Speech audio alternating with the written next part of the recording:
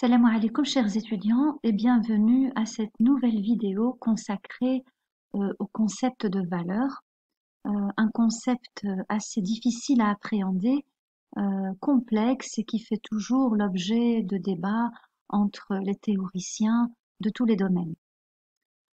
Si vous cherchez le mot valeur dans le dictionnaire, vous ne trouverez pas une seule définition. Le terme est polysémique et en fait, il y a une définition économique, il y a une définition dans le sens commun, il y a une définition donnée par les linguistes, il y a une définition dans l'art.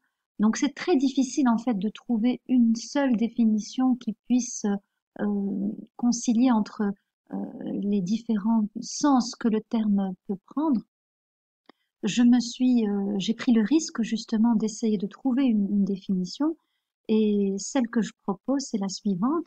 Donc, je pense qu'on pourrait définir la valeur comme la caractéristique d'un objet qui rend cet objet, que l'objet soit matériel ou immatériel, la valeur est la caractéristique d'un objet qui rend cet objet désirable ou recherché. Pour notre part, bien sûr, nous nous intéressons à la valeur dans le sens économique et dans les disciplines de la gestion. D'ailleurs, le concept a investi toutes les disciplines de la gestion. C'est un concept économique, c'est aussi une grandeur comptable. Lorsqu'on s'inscrit dans une approche marketing, on parle de valeur perçue, c'est-à-dire un caractère mesurable que le consommateur attribue au produit. On a tendance à penser que tout ce qui est rare est cher, et donc que tout ce qui est rare a de la valeur. Et l'économie est justement cette science qui étudie la gestion, l'affectation des ressources rares. C'est un principe bien connu, mais qu'il faudrait nuancer, à l'instar d'Adam Smith et son fameux paradoxe de l'eau et du diamant. Et dans ce sens, il convient de distinguer entre la valeur d'échange dans un marché, qui est objective, et la valeur d'usage, qui renvoie à la satisfaction que l'individu ou le consommateur tire de l'utilisation de ce bien. La valeur d'échange dans un marché et la valeur d'usage, c'est-à-dire celle qui est perçue par le client et qui est subjective, ces deux valeurs-là ne sont pas corrélées, c'est-à-dire qu'un bien peut être utile mais ne posséder aucune valeur d'échange, comme l'air par exemple. Et un bien peut aussi avoir une très grande valeur d'échange, mais sans être réellement utile. En tout cas, son utilité n'est pas évidente. Cette utilité n'est attribuée que par le consommateur. C'est le cas de beaucoup de produits que certains jugent inutiles, mais qui apportent quelque chose. Ce quelque chose, c'est cette valeur perçue par le client. Ce quelque chose est très subjectif, même si, à première vue, l'objet n'a pas d'utilité, mais cette utilité lui est attribuée par le client. Qu'en est-il maintenant de la notion de valeur ajoutée? La valeur ajoutée est d'une importance capitale pour l'entreprise. En tant que grandeur comptable, elle est égale à la différence entre la production ou la valeur de la production et la consommation intermédiaire, c'est-à-dire l'actif circulant, mais il convient d'aller au-delà de cette simple opération arithmétique et de comprendre ce qu'est réellement la valeur ajoutée. La valeur ajoutée est très importante dans la comptabilité nationale puisque c'est elle qui permet de calculer le PIB.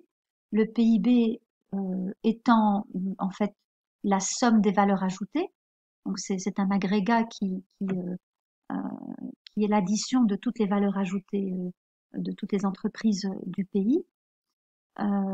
Mais en plus, il s'agit de comprendre pourquoi il est important d'isoler cette valeur ajoutée du reste de la valeur de la production.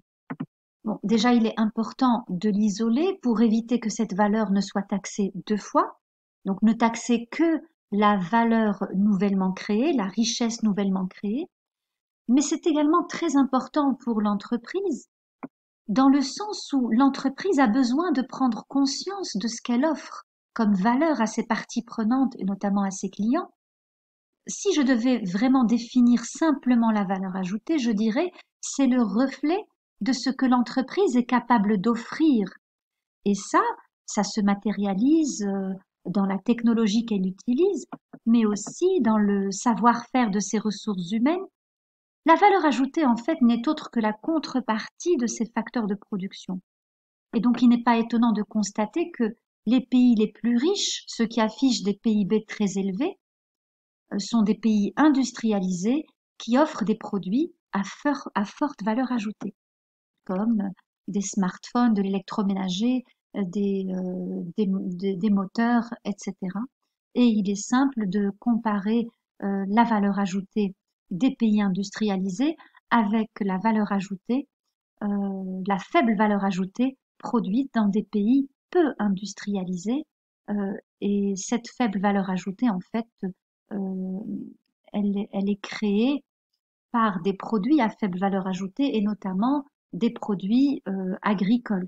Donc la valeur ajoutée est très importante aussi bien d'un point de vue comptable que d'un point de vue managérial pour que l'entreprise puisse avoir conscience et communiquer, avoir conscience de la valeur qu'elle crée et savoir communiquer cette valeur à ses parties prenantes et notamment aux consommateurs.